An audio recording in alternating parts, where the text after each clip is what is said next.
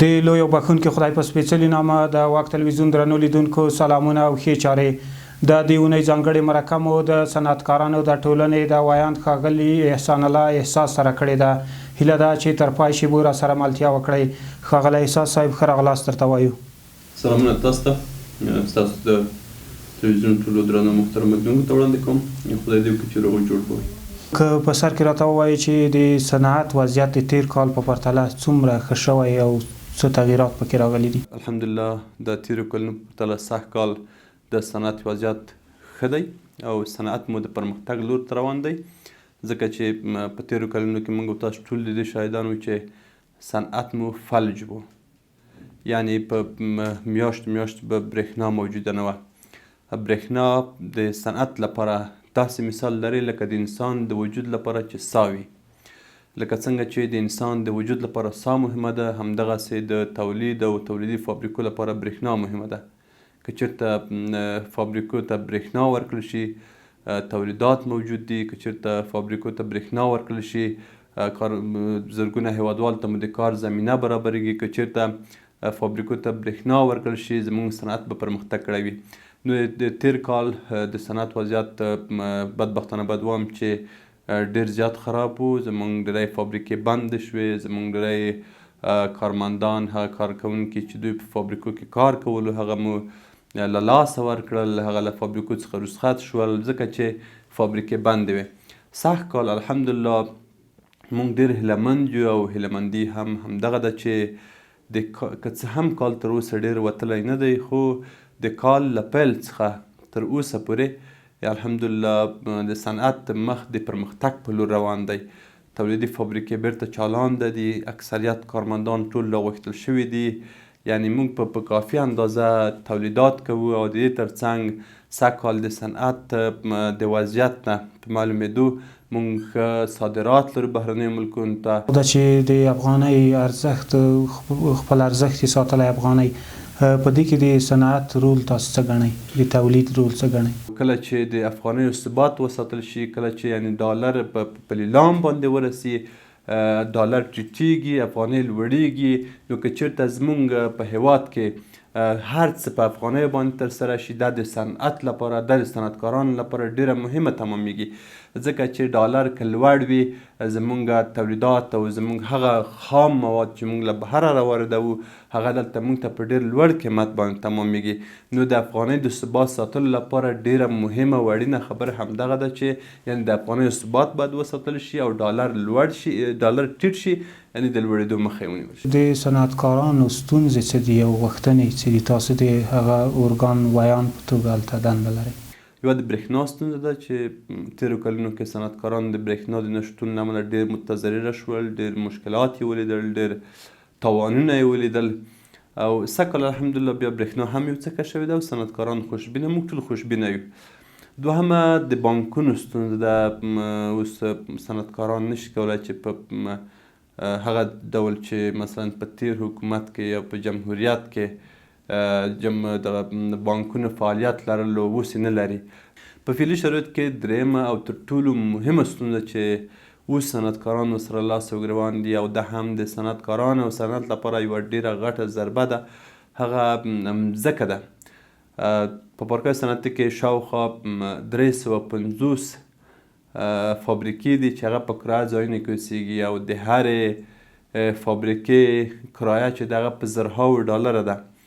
یعنی که چېرته صنعتکارانو ته حکومت مځکې ورکړي، هغه کرایه چې دوی د جایداد مالک ته ورکوي د خپلې تولید لپاره، د فابریکې لپاره، هغه که چېرته په خام موادو مصرف کړي، که چېرته یو کارمند ته معاش کړي، زه مطمئن یم چې تولیدات به مو ډېر پرمختګ وکړي او دغه د فابریکې مسؤلین به له دغه ستونزو سره خلاص شي او تولیداتو کې به مو ډېر زیاتوالی پرمختګ راغلی وي. څومره شمېر فابریکې شتون لري او څومره کسانو ته یې د کار زمینه برابره کړي؟ د هېواد په کچه شاوخوا 5300 یا د 50,000 نه نیولې تر 5,500 پورې موږ تولیدي فابریکې لرو.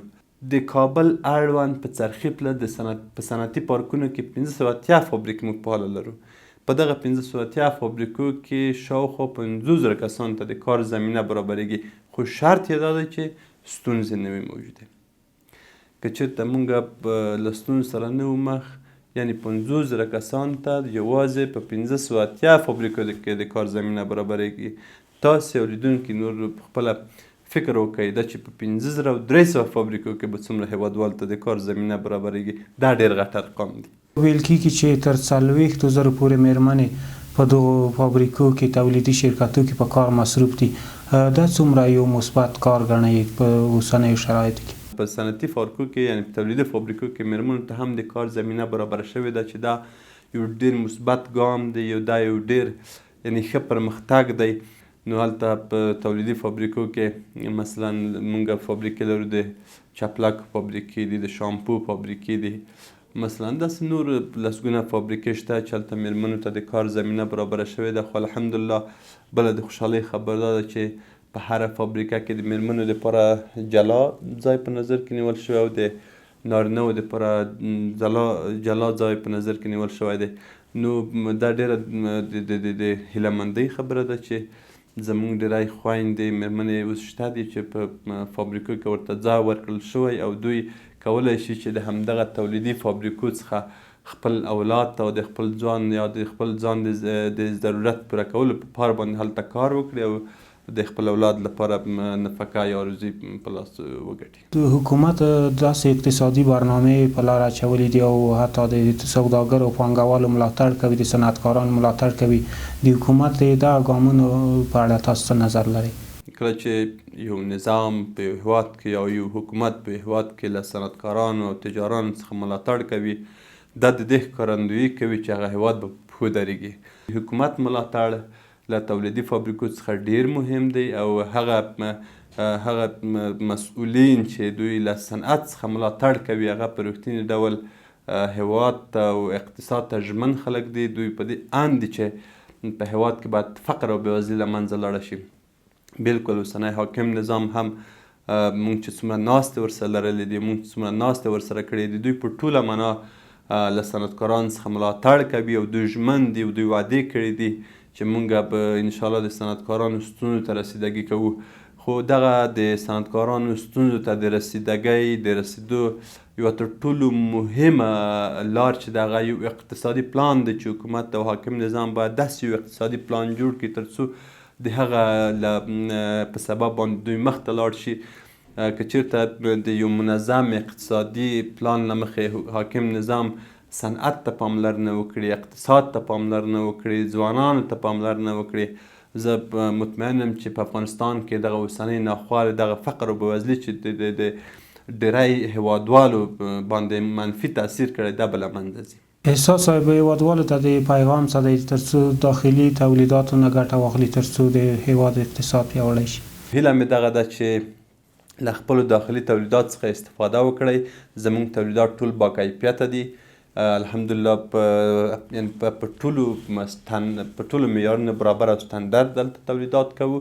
هو ممکن یو څه داخلي تولیدات قیمته وي، خو ګورئ موږ 3 ډوله تولیدات لرو چې یو با کیفیته تولیدات دي، دوم په اوسط ډول تولیدات لرو او دریم لږ توسط نه د ټیټې اندازې تولیدات هم لرو، ځکه دا د افغانستان اقتصاد او د خلکو اقتصاد ته په کتو باندې دلته تولیدات کوي. نو موږ هېوادوالو ته ډاډ ورکوو چې راځئ له خپلو داخلي تولیداتو څخه استفاده وکړئ ځکه ډېر با کیفیته دي. د افغانستان د صنعتکارانو د ټولنې ویاند ښاغلی احساس صاحب نړۍ منله چې موږ ته مو وخت راکړ او په مرکه کې مو ګډون وکړ. ډېره مننه. د واک تلویزیون درنو لیدونکو زموږ ځانګړې مرکه همدومره وه. تر بیا او بلې مرکې مو الله عمل شه ښې چارې.